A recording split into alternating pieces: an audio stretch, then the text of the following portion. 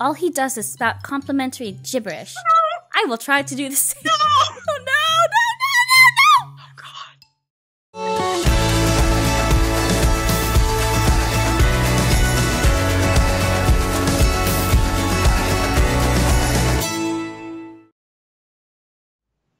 My head feels foggy.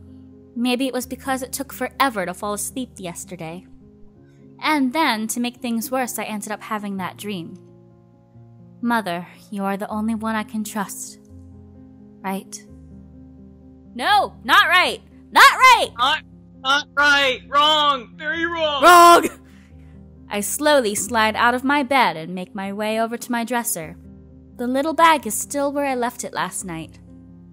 I open it up and let the little white chocolate lily fall into my hand.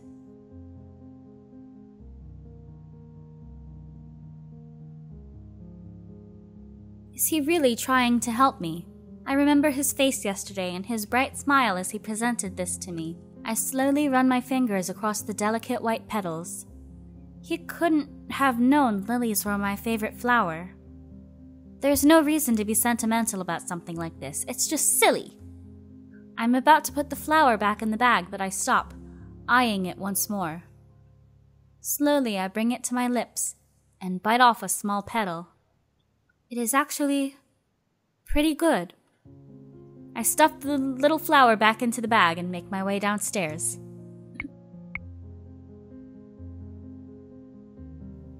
The Martian is not busy this early in the morning, but everyone is starting on their chores. At least I assume as much when I see Anise, and then Waltz, who is helping her stack things. Uh-oh. Then I hear rising voices and realize that not all is calm. At least I don't have to pretend to be something I'm not. Oh boy, we've got another catfight. You say you're not pretending when you go around flirting with all the female patrons day in and day out? You cannot seriously mean all of that drivel you spout. Karma and Rumpel stand on opposite sides of the table, staring each other down. A teacup filled with what looks to be cool tea sits close to Karma, abandoned. Flirting with a lady is not a crime. One day your flirting is going to get you into even more trouble than it already has. Karma speaks from experience. What? Oh, I said Karma speaks from experience. Oh, shit. Fuck. One day flirting's gonna get you into more trouble than it already has. No!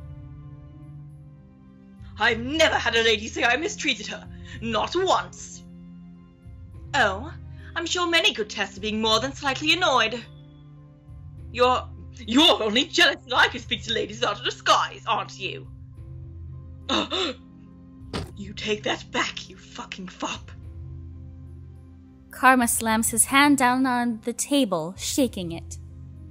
The tavern grows quiet. Waltz looks over, his eyebrows furrowed with worry.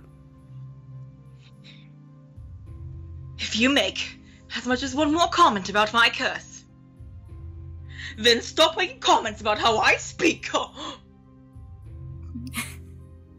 The two of them continue to glare at each other. It almost looks as if Karma might circle the table and slap him. Yep, that's happened before. It certainly but the has. fight freezes as Jurian slides up to the two men. It's too early for the two of you to already be at each other's throats. But he started it. All I did was make a comment. He was the one that picked a fight.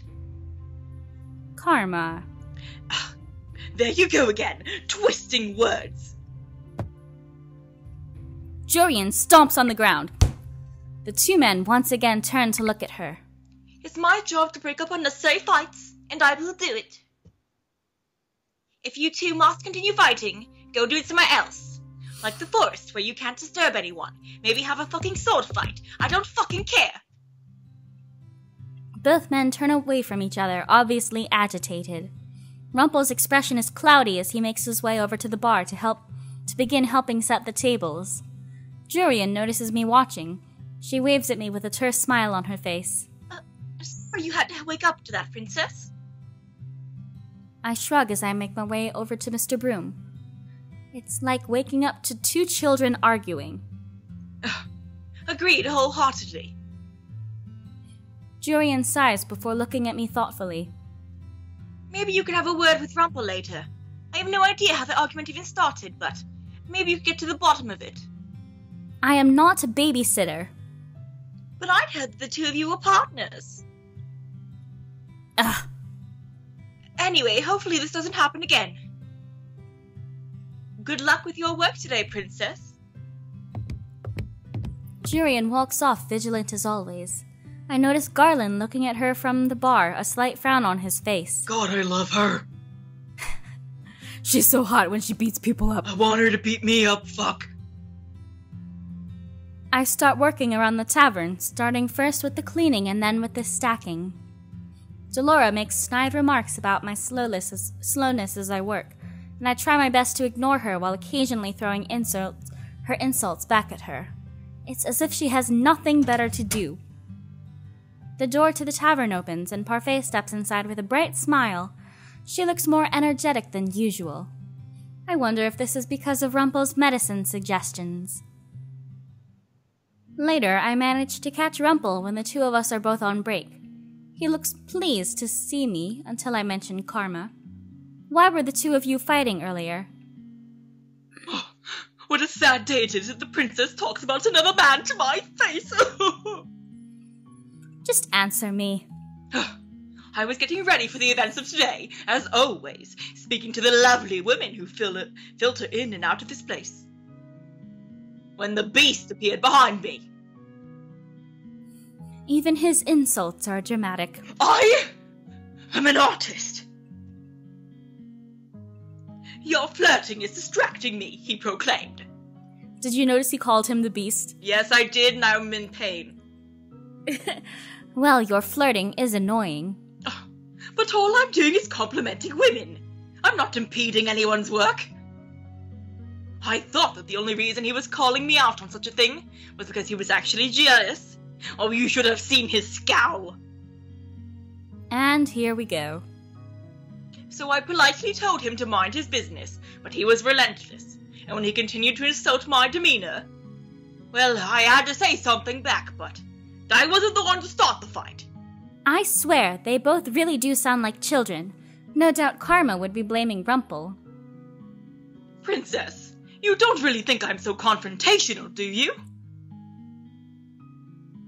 I think Karma is far more confrontational than Rumple, but it does not help that Rumple always snaps back at him.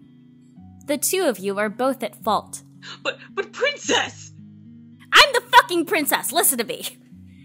In the end, you were still having a childish argument. I think that Rumple might try to protest again, but I'm surprised when he shrugs his shoulders and sighs. Oh, yes, it was childish, because that man is a child. Actually, Waltz is a child. Waltz is a child.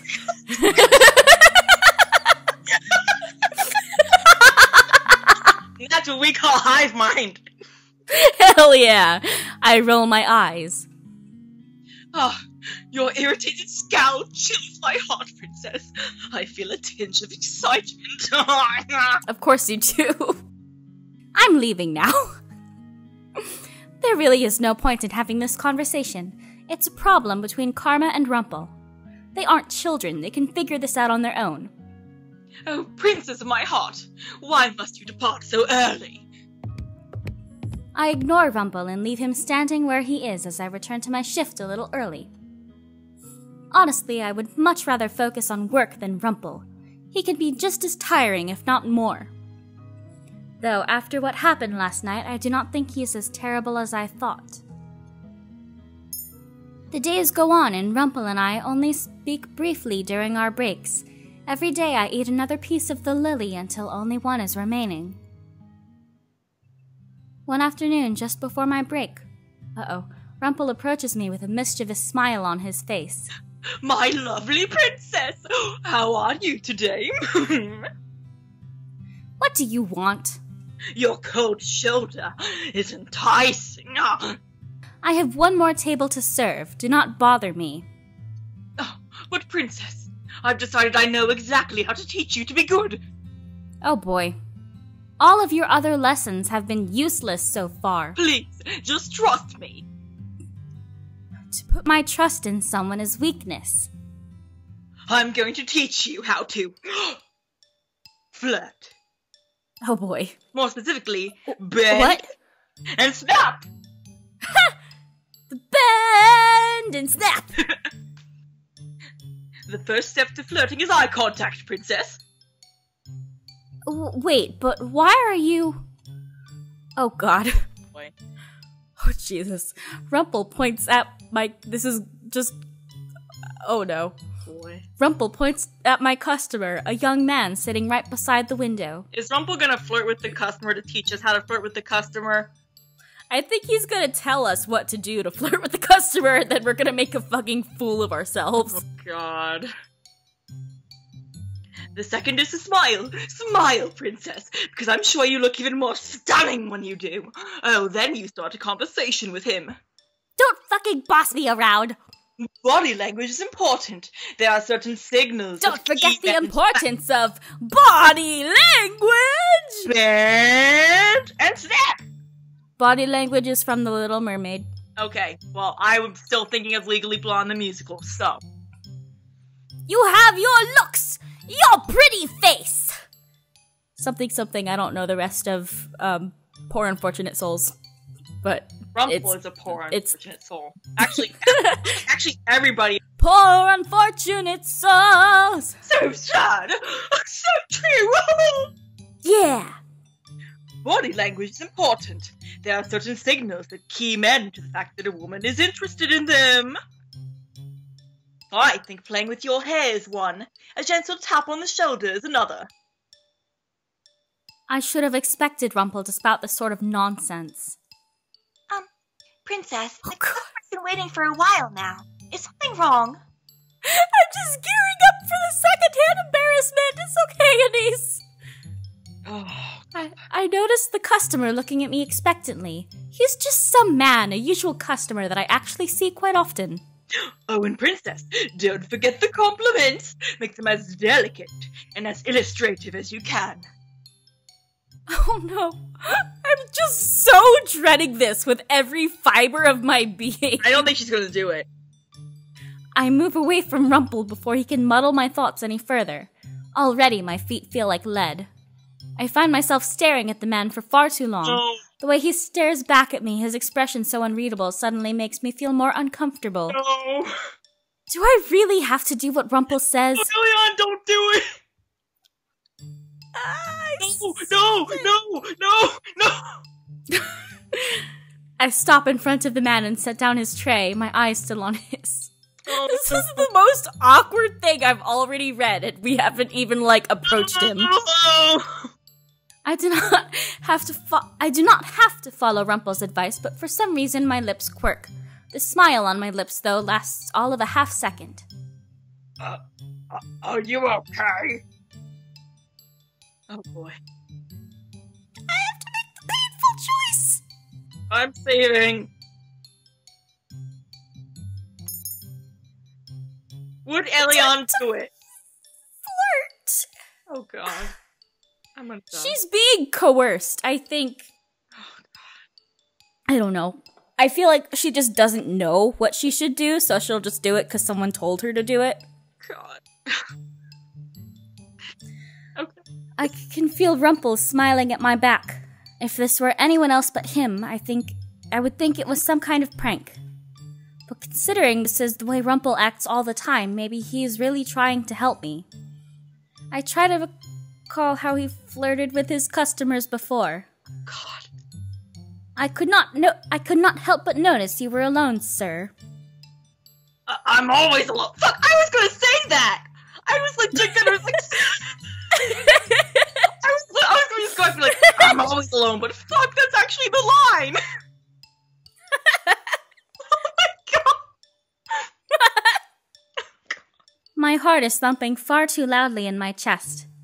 What kinds of things does Rumple usually say? Madame, you are the most beautiful thief I've ever met, for it is you who has stolen my heart, and stolen my gaze. Your eyes are more captivating than the stars, my sweet. If I could, I would stare into them forever, and lose myself in their majesty. You remind me of a rose with thorns, but the thorns of the rose so alluring. All he does is spout complimentary gibberish. I will try to do the same. No! Oh, no! Oh, God. How is it that you would always be alone when you have such lovely eyes? The customer stares at me baffled. I force myself to continue. No, Elion, pull out now. Oh, no, it's bad. Oh, God. I can't. Your eyes remind me of the leaves that fall as they flutter beneath the bright gaze of the sun, and I stop. The words, nothing more than a shallow lie, make me feel strangely hollow. Just stop! Oh, no! Oh, no! Oh, no! Oh, God! The man is just staring at me, but he looks uncomfortable. Still, I do not think he is anywhere near as uncomfortable as I am. Ma'am? Perhaps you would... My voice trails off. I bite my lips so hard I taste something metallic. The man's expression is a mixture of awe and perplexity.